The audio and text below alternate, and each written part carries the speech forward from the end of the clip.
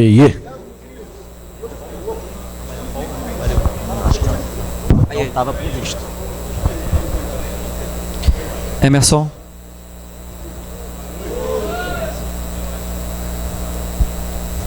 Boa noite, pessoal. Boa noite. Boa noite, Felipe. Boa noite, Felipe. Tudo bom? Aqui, Lário Dalfovo da Flamengo TV. Felipe, você ainda vai certamente responder bastante sobre as questões ofensivas que deram certo hoje, mas agora são 5 jogos consecutivos sem sofrer gols, né? 3 vitórias no período em que o Flamengo, desde que o Flamengo perdeu pela Libertadores. O que significa para você 5 jogos consecutivos sem sofrer gols? Bom, primeiro nível do... Tá muito alto. Alô, agora.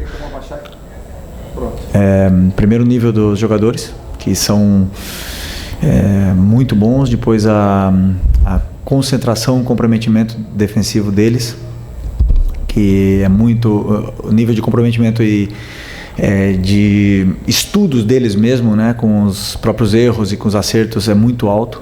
Eles mesmos se cobram, eles mesmos vêm perguntar para mim o que poderia ter feito em tal jogada, como poderia ter solucionado. Então esses debates ajudam muito a fase defensiva, e eu penso que uma equipe, que um ataque ganha jogos, mas a defesa ganha campeonatos. Sempre penso isso e dou um valor muito importante para a fase defensiva da equipe. Isso não quer dizer que é a última linha, quer dizer que são os 11, né, que jogam, que são importantes na fase defensiva, e todos têm que participar e tem a sua função também defensivamente. Está muito alto ainda, não tem como baixar? Um pouquinho. Alô, tá bom, vamos embora. O dele. Alô, tá bom. Uhum. Pode? Felipe, boa noite. Gabriel Reis, Placar TV e Paparazzo Rubro-Negro. Queria te perguntar sobre o desempenho do Ayrton Lucas. A gente percebeu ele fazendo uma grande partida, não só hoje, já vem melhorando, e eu percebi um detalhe. Ele muito bem na jogada defensiva aérea, né? E era uma pequena deficiência que a gente percebia, que algumas jogadas aconteciam, e a gente percebe algumas coisas que já dá para ver que tem ali bastante do seu trabalho, como, por exemplo, o Pulgar, o De La Cruz, que não podiam tomar cartão amarelo e não tomaram cartão amarelo. E uma partida também, gostaria que você falasse sobre essa partida que o Pulgar fez hoje, né? Acho que o time inteiro foi muito bem, mas a partida do Pulgar foi impressionante. Bom, a partida do Ayrton, mais uma vez, foi muito, muito completa, muito boa, muito sólida. Esse ponto que você citou sobre a fase da defesa da área é uma coisa que ele mesmo se cobrava, porque a torcida, não a torcida, não, senão todo mundo meio que pegava no pé dele, mas muito, eu falei para ele, né, ele tem que ter as ideias claras dentro da área, quem que são as prioridades para ele defender, não dá para defender tudo, o lateral sempre fica sobrecarregado e ele gosta de treinar, perguntar e melhorar. Então nesse ponto aí, mérito é dele. E segundo, existem jogadores que crescem com determinados tipos de estruturas diferentes, né? A gente olha para o Ayrton, ele teve uma fase incrível aqui com o Vitor Pereira, na qual com o corredor aberto, mas eu acredito que para recuperar a melhor versão dele fosse juntar e mais diminuir as relações e fazer ele ter mais linhas de passe para poder simplificar um pouco o jogo dele, e ele veio se sentindo melhor. Mas assim, o jogo que ele fez contra o Vasco foi top, foi contra a LDU, foi muito, muito, muito bom, realmente. Contra a LDU, na fase defensiva, foi um jogo assim, que fazia muito tempo que eu não vi ele fazer, e um jogador que recupera a confiança, recupera a hierarquia que ele tem dentro do grupo, dentro desse elenco, e não podemos esquecer que é um jogador de seleção. Mais uma lição para todos, nós, vocês e torcida, de que um jogador ele não desaprende, né, de jogar, né? Ele só precisa de tempo, carinho, e ele vai recuperar a melhor versão em tempos, né? Ele, o Wesley, todos eles demonstraram isso para nós, então fica a lição aí. E o Eric mais uma vez, um jogo extraordinário. O Eric é fora de série, um jogador fora de série. Felipe, boa noite. E Mauro Santana, do canal Mauro Santana. E até sobre essa questão que o jogador não desaprende, né? Tivemos mais uma vez a presença do Pedro, dessa vez como titular pela primeira vez, depois desse longo período de recuperação. Queria que você falasse a respeito desse processo que culminou com a primeira partida dele como titular. Como é que você tomou essa decisão, né?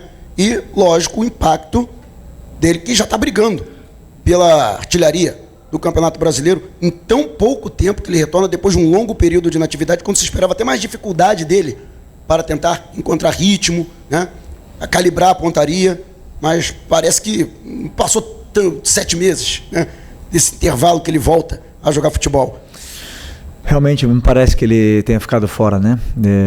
Isso com a bola, né? Com a questão fina com a bola, ele está incrível e a gente via isso nos treinamentos, né? Os próprios médicos tinham que frear ele porque ele estava vindo muito bem nessa recuperação, mas existem prazos e era importante ele cumprir esses prazos. E agora nós temos que continuar com essa sequência de minutos para ele. É um jogador muito determinante, muito diferente nas áreas, na área. Ele faz a diferença, um cara que é decisivo e eu acredito que venha a potencializar ainda mais o nosso ataque.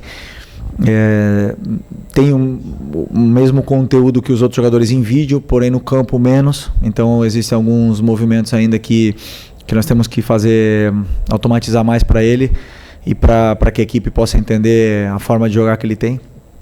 E eu não tenho dúvida que ele vai elevar mais ainda o nível do nosso ataque, que está muito forte. Então fico muito feliz pela partida dele e agora vamos recuperar mais essa parte física. Ele mesmo sabe que fisicamente não está a 100%, mas conseguiu ser titular hoje, conseguiu fazer um jogo muito bom, muito bom e vamos esperar que ele siga nessa evolução aí, porque é um jogador de Copa do Mundo, né? Todo mundo sabe. Felipe, boa noite. Rodrigo Cerqueira, Grupo Globo. Ainda em cima dessa questão do ataque, hoje você começou com Pedro e Cebolinha, que ano passado era a dupla tida como titular, em um dos grandes momentos do Flamengo no ano, e os dois se machucaram, ficaram um período fora. O Pedro, uma lesão mais grave, o Cebolinha, menos tempo, mas enfim. Qual o ganho que você tem nessa questão de elenco e ofensivo, você poder contar com eles dois, que parece que mesmo, o primeiro jogo deles juntos esse ano como titulares, mas parece que eles já estavam jogando juntos, enfim, é uma sintonia muito fina entre eles, né? Sim, a escolha pelo Cebolinha hoje foi pelo plano de jogo, pelo que eu imaginei que pudesse acontecer com a equipe do Corinthians na fase defensiva deles. Então, onde estariam as vantagens, e imaginei que um jogo seria melhor para o Cebolinha antes que de outro companheiro, né? Então,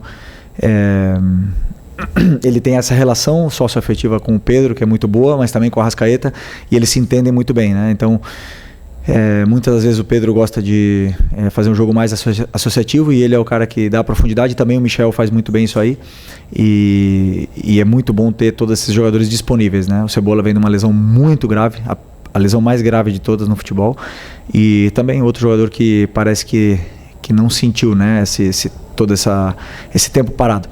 Tem ainda que evoluir, temos coisas que trabalhar, que melhorar, mas é muito bom ter Cebola, Michael, Bruno, Luiz, Plata, todos podem jogar nesse lado do campo, até mesmo o Matheus Gonçalves pode jogar aí, e é importante que eles se sintam confortáveis dentro do campo. Boa noite, Felipe. Pedro Ramos, Sintonia Esportiva. Parabéns pela vitória e pela goleada de hoje. Eu queria falar sobre o Hugo Souza, o goleiro do Corinthians, que teve a oportunidade de jogar contigo também aqui no Flamengo, e apesar de estar fazendo uma boa temporada, numa carreira excelente elevada, teve seu nome gritado pela torcida do Flamengo hoje. Eu quero saber de você se você consegue ver algum paralelo com o Hugo Souza e o Matheus Cunha, porque é o goleiro que veio revelado do Flamengo, está no banco de reservas. Se você acredita que é necessário que ele saia do Flamengo, ganhe casca para voltar e consiga talvez desempenhar um futebol com mais constância. Obrigado. Bom, o Hugo, eu já falei sobre ele em outras entrevistas, né? É um amigo que eu tenho, um ex-companheiro aí durante alguns anos. E é um cara com um potencial muito grande e muito corajoso, né? Porque ele decidiu sair, também era o momento dele sair. Aqui as portas, a situação dele estava bem complicada realmente, as portas estavam se fechando e ele teve muita coragem de ir para Portugal, num clube de menor expressão, para poder mostrar o futebol. E aí eu acho que ao sair desse contexto do Rio de Janeiro, para ele foi muito bom, e hoje ele é o goleiro que ele é. A falha que ele teve não quer dizer nada, até mesmo pelo respeito que ele tem com a torcida do Corinthians, com grandes atuações, e hoje fez também grandes defesas. Então, um goleiro que o mérito é dele, né? Conquistou tudo, conquistou sozinho. E o Matheus foi titular do Flamengo, é um cara que é muito confiável, confio nele, vai jogar na quinta-feira, e não tenho dúvida que se precisar, como vou precisar em alguns momentos do ano, eu sei que eu posso contar com ele de olhos fechados, né? Então, não sei sobre sair ou não sair. Hoje o Rossi está sendo titular, está desempenhando um grande trabalho também. Para mim, o principal do goleiro é debaixo da trave com as mãos. E ele está fazendo bem. E depois com os pés também nos dá muito a equipe. E os dois goleiros têm essa briga saudável entre eles. E hoje por hoje tô optando pelo Rossi, mas eu sei que se precisar eu posso contar com o Matheus. Até mesmo quando eu cheguei aqui na Copa, ele era o titular e o time estava classificado até a semifinal. Felipe, boa noite. Natália Brasil aqui, Rádio Roquete Pinto. O Flamengo teve a goleada contra o Juventude 6-0, depois teve 2 empates sem gols e hoje voltou a ter um placar muito elástico 4-0. A gente já ouviu, né, tanto da torcida quanto da imprensa, comentários a respeito da dificuldade do Flamengo em alguns momentos em fazer gol, mas a gente viu recentemente 2 grandes goleadas. O que você acha que pode estar acontecendo? Algum posicionamento tático da sua escolha? O que você acha que pode estar tendo essas oscilações entre uma goleada e jogos onde o Flamengo não conseguiu marcar? Bom, primeiro, se você olhar a tabela da Europa, nem o Barcelona nem o Paris fazem gol todos os jogos e muitas vezes eles também perdem gols e daí a gente olha, de repente eles fazem 4, fazem 5. Não vamos fazer gol todos os jogos, isso é uma coisa evidente. O problema é que aqui no Flamengo, eu conheço bem esse clube, já estou aqui há 6 anos, quando não se conseguem as coisas, ou quando, por exemplo, empatamos o jogo contra o Vasco, não fizemos gols, criamos várias chances, não fizemos o gol, então a torcida, ou então o pessoal aí, os analistas de YouTube, de Twitter, temos que achar um culpado. Então a gente começa a analisar, eles começam a analisar, ver quem é o culpado. Então, o culpado é que o Gerson está jogando no ataque. O culpado é o Bruno Henrique no ataque, ou o Michael. Não, o Michael não pode jogar mais. E fazem a cruz nos jogadores e começam a decidir pelo torcedor. E o torcedor consome isso. E o que eu quero aqui pedir para o torcedor, não gosto de dar recados, é que não consumam o que eles falam. Eu também analiso minha equipe, eu também sei o que a gente pode melhorar. E quando não se faz gol, os jogadores são os primeiros que pedem mais finalização. Os jogadores são os primeiros que sabem que tem que melhorar, sabem que tem que chegar na área e ser mais frios e criar automatismos e mecanismos para poder fazer gols. Mas esse time aqui já deu muitas alegrias e é o time mais goleador do Brasil em 2025. E um dos menos goleados. Então, eu sei o que eu estou fazendo, eu acredito muito na minha ideia, no que é a minha ideia de jogo, sei o caminho que traço para chegar até o gol do adversário, dou o plano para eles e tem dias que eles vão fazer gols. Tem dias que vai chutar 2 e vão fazer 2 e vai ficar 2-0. E tem dias que vão chutar 20 e infelizmente a bola não vai entrar. Isso acontece porque o adversário também joga. Se o orçamento, né, fosse solução, a gente entrasse com 15 em campo, mas não é assim, entra com 11, muito bons, entramos com os melhores 11 da América no campo, mas o adversário também joga, também tem suas armas, também sabe anular, senão o único time seria campeão todos os anos e o futebol é tão complexo por causa disso. Então, o mesmo torcedor que me pede, ou mesmo jornalista que me pede para botar o Gerson de volante, é o que me pede para botar o Nico de meia. Então, deixa comigo. Quem vai errar sou eu, quem vai acertar às vezes sou eu, e deixa que esse é o meu trabalho. Okay? Boa noite, Felipe. Léo José do Coluna do Fla. Ainda na questão individual, a gente vê o Matheus Gonçalves entrando agora, né, nesse segundo tempo, e numa entrevista coletiva no começo do ano você tinha dito que o Matheus Gonçalves ele é visto como um jogador de beirada, e por conta disso ele não vinha tendo tantas oportunidades. Só que no Mundial do ano passado, na final contra o Olympiacos, você colocou ele mais centralizado, né, como meia, encostando ali na grande área. O que mudou nessa percepção do futebol do Matheus Gonçalves do ano passado, jogando mais centralizado, e nesse ano você enxerga ele mais como ponta? Não, eu acho que o Matheus, a melhor versão dele é aberto na ponta direita, porque é um jogador de drible, desequilíbrio, é um jogador que é criativo e consegue se resolver bem em espaços curtos e pressionado. Ou seja, a melhor versão para mim dele seria ali, que ele pode jogar em outras, não tenha nenhuma dúvida. Como você falou, na final do Mundial eu botei ele por dentro, jogou com o Tite na ponta esquerda, jogou comigo já na meia esquerda, no lugar do Arrascaeta na pré-temporada, e ele pode desempenhar. Ele pode, como o Luiz Araújo também pode jogar aberto na esquerda, como pode aberto na direita, como pode jogar por dentro. eles podem fazer. Agora, a melhor versão dele para mim seria aberto na ponta direita, né? Agora, hoje senti que ele merece merecia esses minutos, porque ele vem treinando muito bem. É um cara que quer jogar, que está sempre se exigindo mais para jogar e gosto de jogador assim que se incomoda quando fica fora e trabalha para poder ter minutos, e hoje foi premiado com minutos antes que outros companheiros. Felipe, Raíza Simplício da Gol Brasil e da revista Placar. Eu queria que você falasse um pouquinho sobre a tua dupla de volantes, Eric Pulgar e Nico de la Cruz. Eles parecem que tem uma sintonia absurda. Hoje, observando um pouco do jogo, eles jogaram muito. No gol do Pedro, no primeiro gol, o Nico sai correndo para fazer a pressão no Hugo Souza. Teve várias jogadas também do Pulgar com o Pedro fazendo a parede. Ele faz um lançamento para o Arrascaeta que não estava impedido, mas o árbitro acabou dando impedimento. Enfim, eu queria que você falasse um pouco dessa química, né, entre esses dois jogadores. Como você conseguiu construir essa química entre eles dois? Bom, primeiro que o meu modelo pede muito, né, ou exige muito, ou os volantes são o verdadeiro coração para mim do time e muito do que acontece no campo depende deles. Então, os 4 volantes mais o Gerson, quinto, são os jogadores que podem jogar aí. E todos eles têm tido muito bom desempenho. Por exemplo, para mim o Everton Araújo foi muito bem contra a LDU, o Alan foi muito bem contra o Juventude, entrou muito bem contra o Vasco. Então eles têm tido um grande desempenho. O Eric e o Nico têm eles tiveram mais minutos ultimamente, jogaram juntos mais tempo.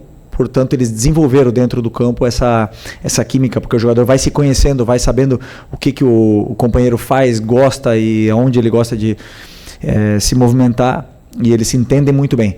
Isso é para fora, né? Para dentro, eu já me apego a muitos outros aspectos além da posse de bola. Para mim, são outros aspectos de cobertura, de detalhes mesmo micro do jogo que eles são muito completos, eles dão muito à equipe, eles cobrem muito a zona do campo e fazem com que a equipe, com e sem bola, sempre esteja melhor posicionada. O Nico vem tendo um desempenho muito alto e um ritmo de jogo muito alto também, coisa que eu achava que ele tinha que melhorar do ano passado quando eu cheguei aqui, que era essa intensidade, os 90 minutos, e hoje ele já consegue fazer muito bem. Então, continuar com esse cuidado aí para que eles possam continuar dando muito para a equipe, que eles são muito importantes. Boa noite, Felipe. Fábio Barcelos, canal Família da Nação. Primeiro, parabenizar a você e a equipe, né? O Flamengo hoje fez uma partida de almanaque. Acho que há muitos anos eu não vejo uma partida tão espetacular de uma equipe. Parecia um time europeu jogando aos nossos olhos. E você citou ainda há pouco que o Matheus Cunha será o goleiro titular do próximo jogo de Copa do Brasil contra o Botafogo, né? O Botafogo da Paraíba. Vai ser só o Matheus Cunha ou no planejamento da comissão técnica o Flamengo virá como uma equipe alternativa? E vindo como uma equipe alternativa, recentemente vimos um time aqui do Rio de Janeiro que levou uma equipe alternativa e até o técnico ficou para poder trabalhar a equipe titular, né, dar ritmo de jogo para a equipe titular. Você também iria ou ficaria no Rio de Janeiro? Não, eu não planejei o jogo ainda porque eu não assisti o Botafogo da Paraíba.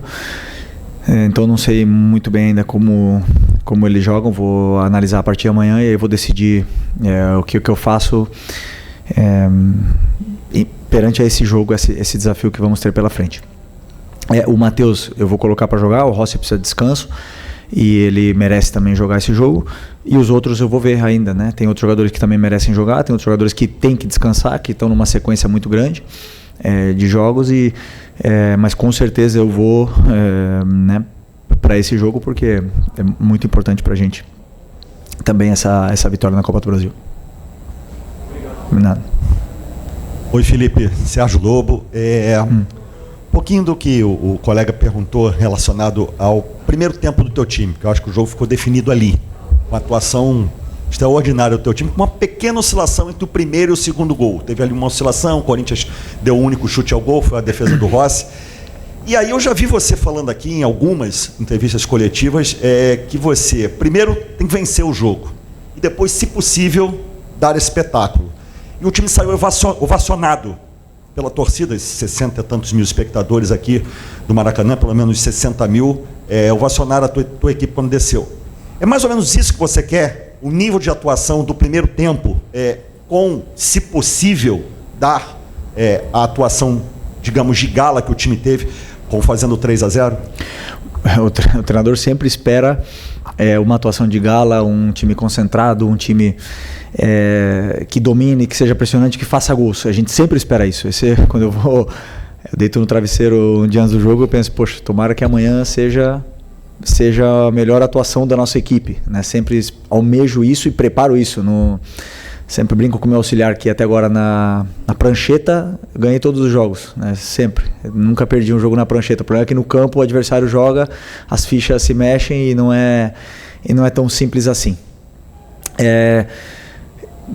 Eu vou te falar uma coisa, eu acho que o nosso primeiro tempo hoje a gente foi muito efetivo, feliz, jogamos muito bem, é verdade. O Corinthians teve méritos nesse pequeno momento de oscilação que você fala. Foi mérito do adversário, que tem muita qualidade para sair da nossa pressão. Teve algum desajuste da parte do treinador para os jogadores na hora de pressionar, que a gente tentou corrigir logo no primeiro tempo e conseguimos voltar para o jogo. Mas o nível de atuação do Vasco no primeiro tempo e esse foi muito parecido. Só que contra o Vasco a bola não entrou, nas chances que a gente teve. E entrou um gol cedo contra o Corinthians. Isso fez o time jogar mais leve, mais solto, e aí o time se desenvolveu muito melhor. Então o gol e o resultado, eles fazem muita... ele tem muita influência na parte do mental dos jogadores, na parte mental da torcida e tudo mais.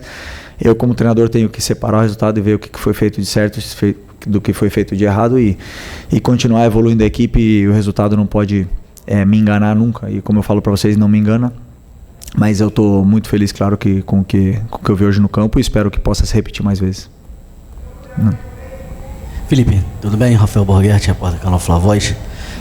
Queria voltar um pouco na sua análise do Cebolinha, que eu concordo com você que ele também fez uma partida muito boa, fez o gol também, mas queria também destacar a entrada do Luiz Araújo, né? Que você no primeiro tempo tem o Cebolinha, um jogador mais agudo e tudo mais, mas com o Luiz Araújo também podendo fazer essa função, hoje parecia que ele entrou tentando cadenciar um pouco mais o jogo, controlar um pouco mais a posse de bola ali, deixar o meio campo mais povoado. Queria entender de você como ter no primeiro tempo um ponta mais agudo, no segundo tempo um ponta que pode fazer essa função também, mas prefere segurar um pouco mais a bola. Como é que você pretende fazer isso também nos próximos jogos?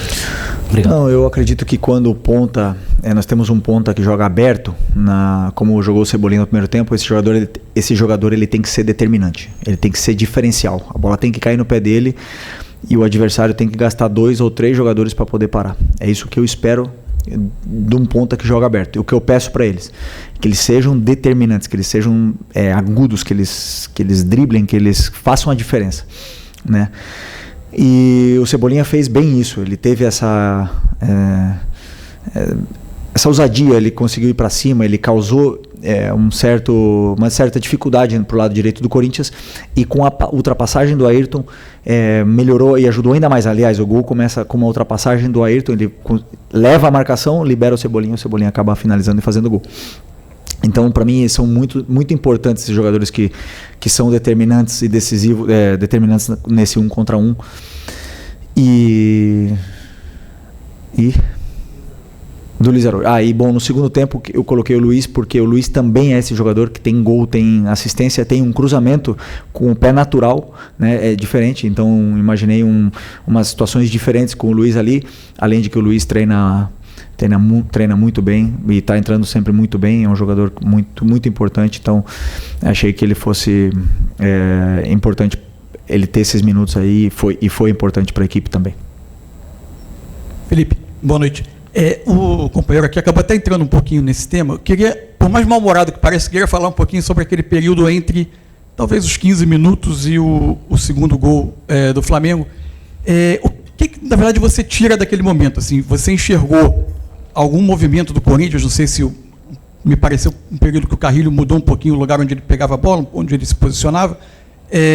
Mas também, principalmente, um momento em que a pressão ela não conseguia encaixar tanto e o Corinthians ficou mais confortável com a bola. Esse Flamengo parece ser muito melhor sempre que ele consegue pressionar o adversário. E até mais do que quando ele constrói de trás, embora ele construa bem de trás. Havia uma dúvida um tempo atrás, como será quando houver Pedro e Arrascaeta juntos para sustentar uma pressão?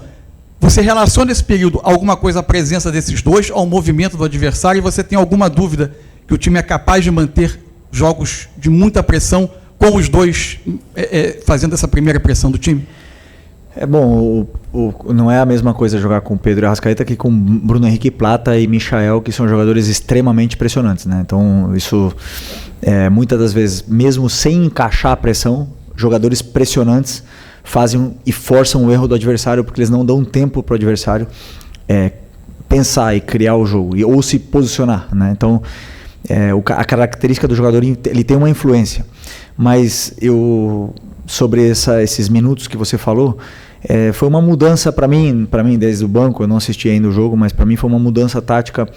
O Memphis descia, formava um losango, o Romero abria, o Yuri do outro lado, e formava um losango no meio com Ranieri, Bidon, Carrillo e Memphis.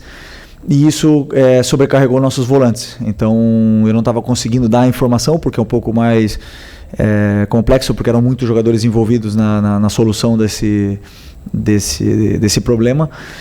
E aí acabamos sofrendo um pouco sem a bola, né? Mas o nosso time sabe sofrer também. Temos uma última linha de 4 jogadores que sabem jogar alto, com coragem. E nesse período eles tiveram uma chance de gol num cruzamento, que é como os adversários tentam chegar contra a gente, a maioria, né? Por cruzamentos ou por contra-ataque.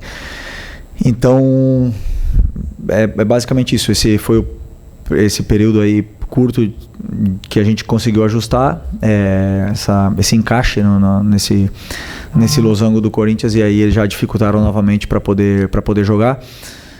Como também a sua companheira acho que citou, o Nico tem um papel muito importante nessa pressão, porque é um cara que é muito pressionante também, e aí tudo melhorou quando os encaixes se ajustaram e os jogadores conseguiram voltar até a bola, que é importante. Obrigado, Felipe. Boa noite. Tchau, tchau. Boa noite, pessoal.